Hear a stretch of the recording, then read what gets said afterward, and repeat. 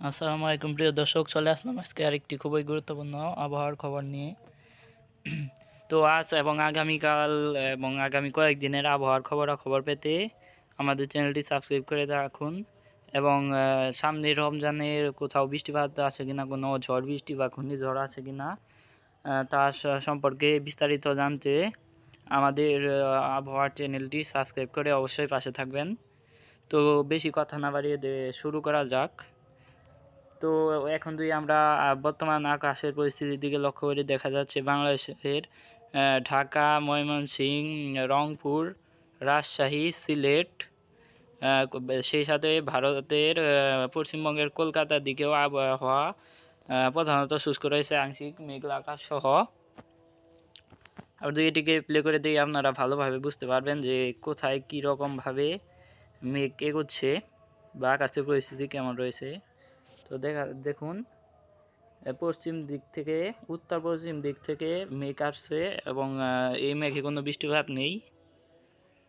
আমরা এখন যদি বজ্রবিদ্যুৎ মোডে যাই, SAMWF মডেল থেকে দেখি কোনো বৃষ্টিপাত রয়েছে কি না। দেখা যাচ্ছে আগামীকাল কিছুটা বৃষ্টিপাতের সম্ভাবনা রয়েছে বাংলাদেশের রাজশাহী বিভাগের দিকে। আমরা রবিবার 2 তারিখ দেখি কোনো বৃষ্টিপাত নেই বাংলাদেশের ভারতের পশ্চিমবঙ্গ এবং বাংলাদেশের কোথাও।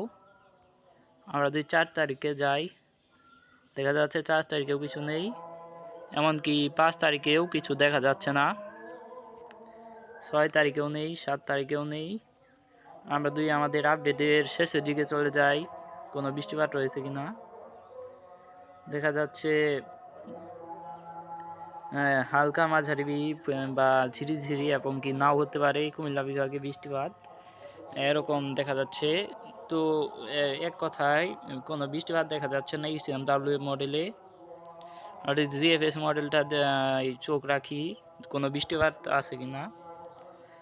তো দেখা যাচ্ছে আমরা যদি GFS মডেলে দেখি, দেখা যাচ্ছে সেখানে হালকা পাতলা বৃষ্টিপাত দেখাইছে ময়মনসিংহ এবং সিলেট, সেই সাথে ঢাকার কিছু এলাকায় হালকা বৃষ্টিপাত দেখাচ্ছে। তার পরবর্তীতে সেই বৃষ্টিপাতটি সামান্য একটু শক্তি বাড়িয়ে বাংলাদেশের ময়মনসিংহ, সিরাজগঞ্জ, কিশোরগঞ্জ, লাকসাই, কাপাসিয়া, নাগেরপুর, ঢাকা, আগরতলা, কুমিল্লার দিকে তার আধিপত্য বিস্তার করছে। আমরা যদি একটু প্লে করে দিই, তো দেখা যাচ্ছে সেই বৃষ্টিপাতটি বাংলাদেশের সিলেট বিভাগে অবস্থান করছে এবং সিলেট ময়মনসিংহের পূর্ব অঞ্চলের দিকে অবস্থান করছে। সেই সাথে বাংলাদেশের মাদান, কিশোরগঞ্জ, মৌলভীবাজার, লাকসাইয়ের দিকেও তার অবস্থান রয়েছে।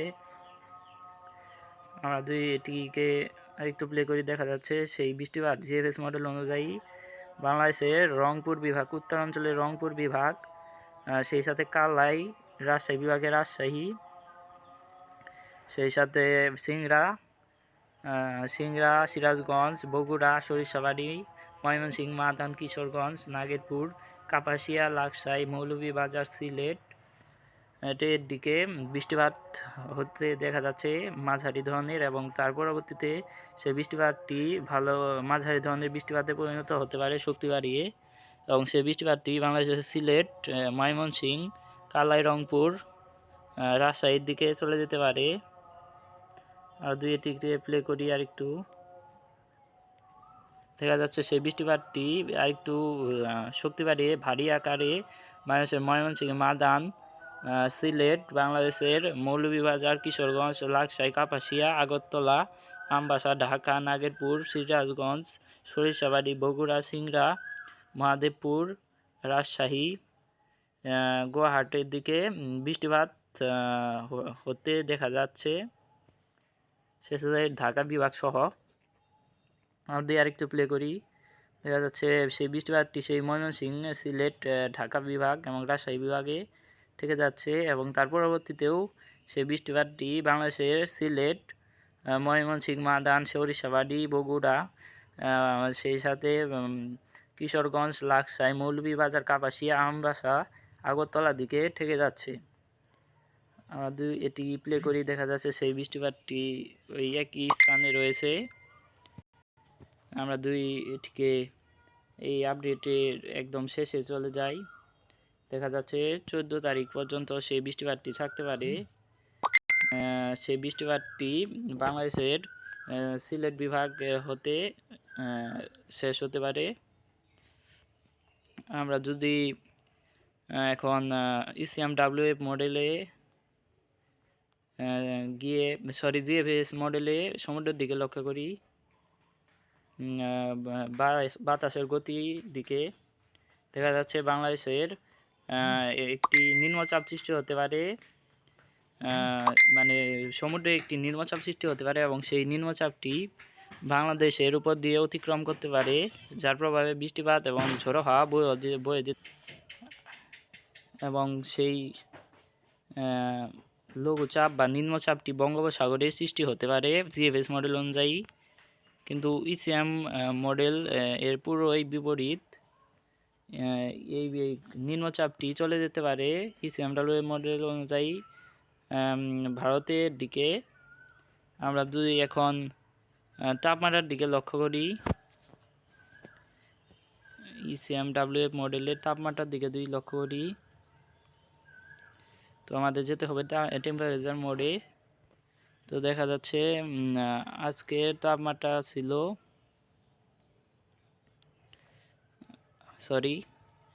বর্তমানে তাপমাত্রা না দেখে যদি আমরা আগামীকালের তাপমাত্রা দেখি, তো দেখা যাচ্ছে আগামীকাল তাপমাত্রা আরও 2 ডিগ্রি করে বাড়তে পারে।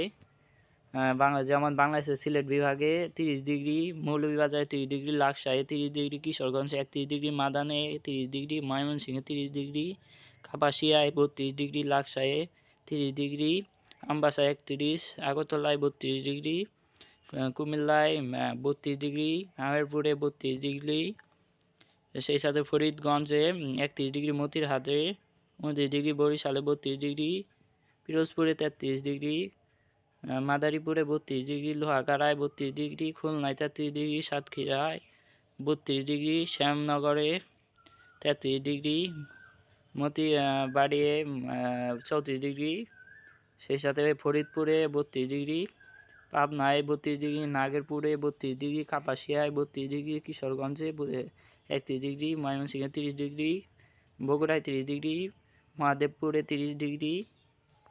আমরা এখন রাজশাহীতে 30 ডিগ্রি, মেহেরপুরে 30 ডিগ্রি। আমরা এখন দক্ষিণ অঞ্চলের দিকে লক্ষ্য করি, দেখা যাচ্ছে খুলনায় 33 ডিগ্রি, বরিশালে 32 ডিগ্রি, চট্টগ্রাম বা চিটাগাঙে 30 ডিগ্রি, কলাপাড়ায় 31 ডিগ্রি, হলদিবাড়ির দিকে ভারতের 29 ডিগ্রি, ভারতের বালাসোরে 35 ডিগ্রি, সেই সাথে ভারতের খড়গপুরে 36 ডিগ্রি, কলকাতায় 34 ডিগ্রি, সেই সাথে বাংলাদেশের মেহেরপুরে 32 ডিগ্রি, ভারতের ধানবাদে 36 ডিগ্রি, জামশেদপুরে 36 ডিগ্রি তাপমাত্রা থাকতে পারে, অর্থাৎ কোথাও মৃদু, কোথাও তীব্র তাপপ্রবাহ প্রবাহিত হতে পারে। আমরা যদি এখন এ মাসের শেষ এবং নতুন মাসের 14 তারিখের দিকে লক্ষ্য করি,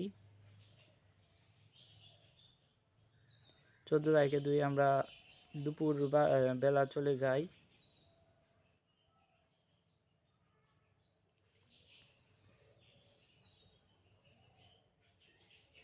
তো দেখা যাচ্ছে বাংলাদেশের ময়মনসিংহে 31 ডিগ্রি, সেই সময় সিলেটে 27 ডিগ্রি থাকতে পারে, মাদানে 30 ডিগ্রি, কিশোরগঞ্জে 32 ডিগ্রি, লাকসায়ে 31 ডিগ্রি, মৌলভীবাজারে 31, কুলশিবে 31, আগরতলায় 33, আমবাসায় 32, আমেরপুরে 32, কুমিল্লায় 33, ফরিদগঞ্জে 32, সেনবাগে 32, মতিরহাটে 30, বরিশালে 33, পিরোজপুরে 34, হাটে সেই সাথে লালমোহনে 32, 34, খুলনায় 35, যশোরে 33, লোহাগাড়ায় 34, মাদারীপুরে 33, ফরিদপুরে 34, সেই সাথে বাংলাদেশের ঢাকায় 34, নাগেরপুরে 34, কাপাসিয়ায় 33, কিশোরগঞ্জে 32, সিরাজগঞ্জে 34, সিংড়ায় 33, রাজশাহীতে 36, সরিষাবাড়িতে 32, ময়মনসিংহে 31, মাদানে 30,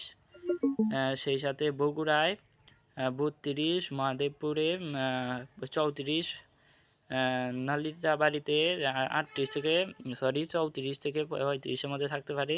সেই সাথে ভারতের ধানবাদের দিকে 38 ডিগ্রি তাপমাত্রা উঠে যেতে পারে। তীব্র তাপমাত্রার দিকে এগোচ্ছে ধীরে ধীরে তাপমাত্রা। ভারতের কলকাতায় 36, সেই সাথে ভারতের হলদিবাড়িতে 30, কলাপাড়ায় 31, বালাসরে 36 ডিগ্রি তাপমাত্রা থাকতে পারে। এক কথায় 2024 সালের থেকেও 25 সালে তাপমাত্রা তীব্র আকার ধারণ করতে পারে এবং বৃষ্টিপাত স্বাভাবিকের থেকে কম হতে পারে। তো এই ছিল আমাদের আজকের গুরুত্বপূর্ণ আবহাওয়ার রিপোর্ট। তো প্রতিদিন নিয়মিত আবহাওয়ার খবরাখবর পেতে আমাদের চ্যানেলটি সাবস্ক্রাইব করে অবশ্যই পাশে থাকবেন। ধন্যবাদ।